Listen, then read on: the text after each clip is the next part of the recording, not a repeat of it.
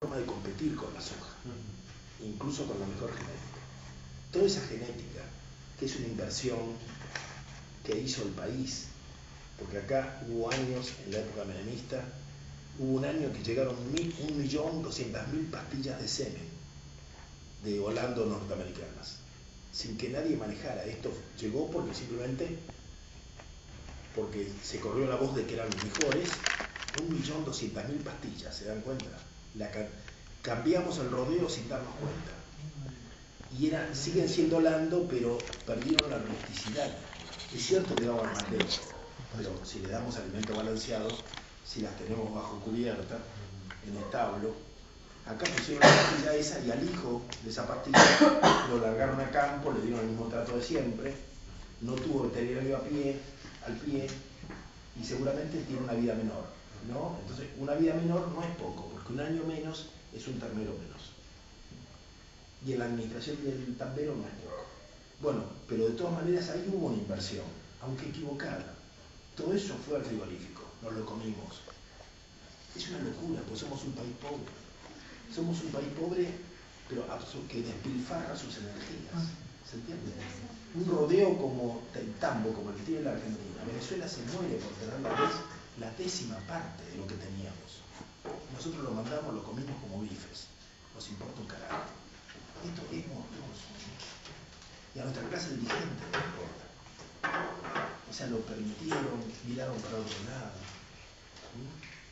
Si nosotros pudimos recuperar los récords de producción de leche, es porque en pocos años nos quedamos apenas con el 10% de los animales de tambo, pero el tambero, que no es tonto, mandó a frigorífico, empezó a mandar lo peor, se quedó con lo mejor de lo mejor, y en 3-4 años repusimos el plantel de tambo a partir de las mejores vacas, una selección brutal, ¿se entiende? Pero ahora en muchísimas menos manos y mucho más concentrado. O sea que nosotros podemos decir que seguimos produciendo la misma leche, pero en vez de tener 10 tamberos tenemos uno. Donde había 10 había uno. Con planteles, claro, porque quedaron las mejores, pero quedaron porque fue un sacrificio terrible, porque mandamos a matadero 8 de cada 10 vacas. Y por supuesto, se quedaron con las 2 mejores. Pero esto no lo haría nadie, ¿no? Esto no es económico, esto salió así. ¿Cómo se contraponen los intereses de la Serenísima, Sancor, Danone con Monsanto, Nidera?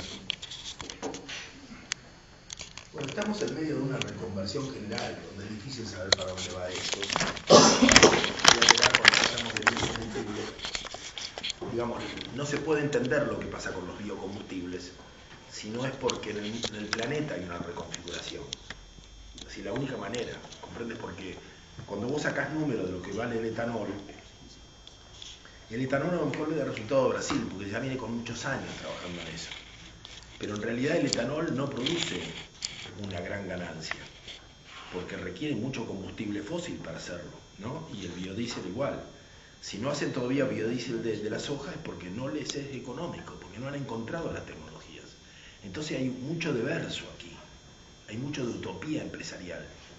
O sea, todavía no han hallado el modo, y por eso es que no se ha puesto más en marcha este mecanismo que anticipan, porque no han encontrado las maneras de producir el suficiente biocombustible que les salga económicamente conveniente. O sea, si ellos hacen 1,5 litros de biocombustible con 1 litro de combustible fósil, te das cuenta, no es mucho negocio. Y hasta ahora esta ecuación no la logran romper, ¿no? Entonces acá hay cosas raras. Sin embargo, se habla muchísimo más de lo que se hace. Y se están instalando plantas por todas partes, es verdad. Entonces, lo que hay detrás es yo digo que es como una reconfiguración del planeta, donde por primera vez las empresas biotecnológicas, las cerealeras, las automotrices y las petroleras se han sentado juntos a planificar el mundo. Nunca se había dado esto, de que Monsanto, que pone la biotecnología, se siente con la British Petroleum, con Repsol, con Cargill, que compra y vende y maneja el mercado internacional. y que todos juntos elaboren planes para el planeta. O sea, esto no se había dado, que estén imbricándose en un nuevo complejo superestructural gigantesco como no habíamos visto nunca.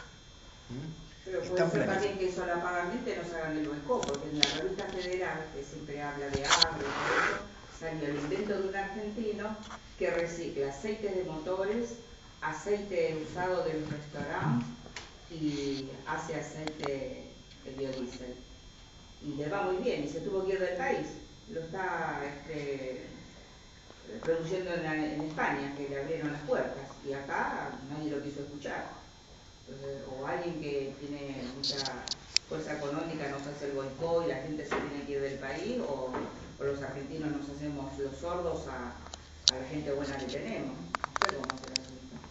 No nos sabemos defender. O no descubrimos los enemigos. Disculpa una preguntita. Sí.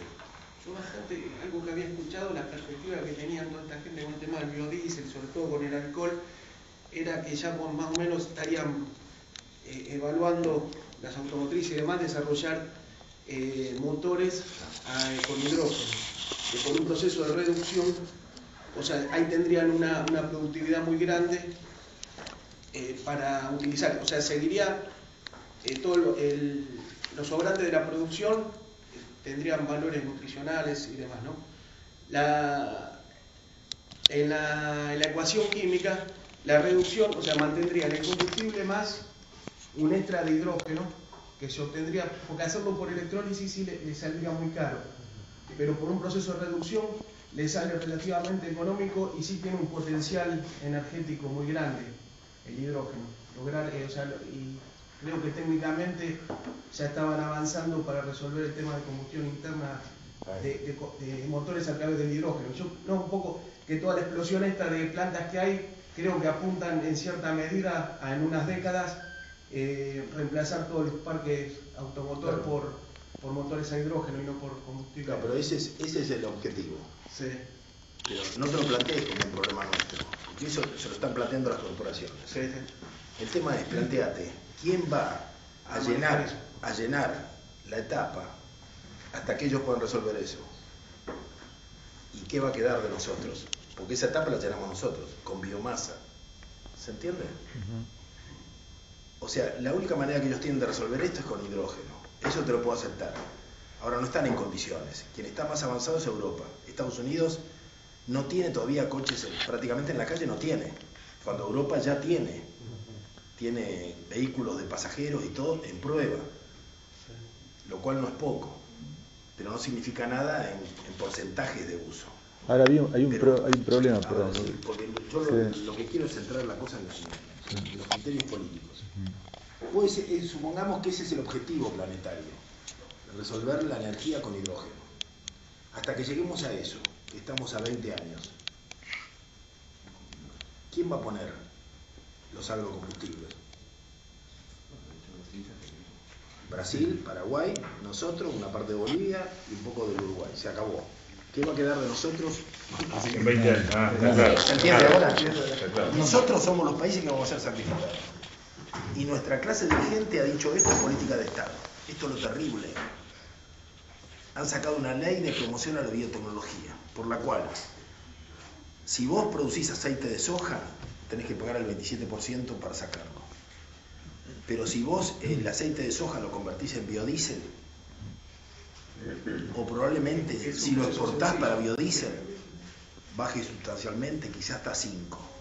No está en la ley, lo estamos discutiendo, hay abogados que están buscándolo, ¿dónde está la trampa?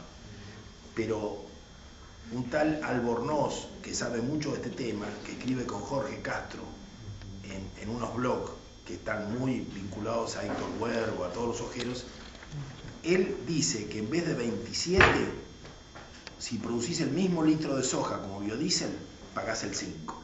¿Entendés? Con lo cual, uno empieza a entender por qué Cristina dice, hemos estado en el modelo de acumulación y ahora lo que viene es el modelo de integración social. Porque el modelo de acumulación se puede estar terminando. Si nosotros en vez de forraje, que paga el 27%, empezamos a exportar biocombustible que no va a pagar nada porque está promocionado por ley nacional. Y entonces, ¿qué hacemos con los pobres? Y ahí viene la otra. Ahí viene otra cosa. ¿Se entiende esto? Sí, sí, sí.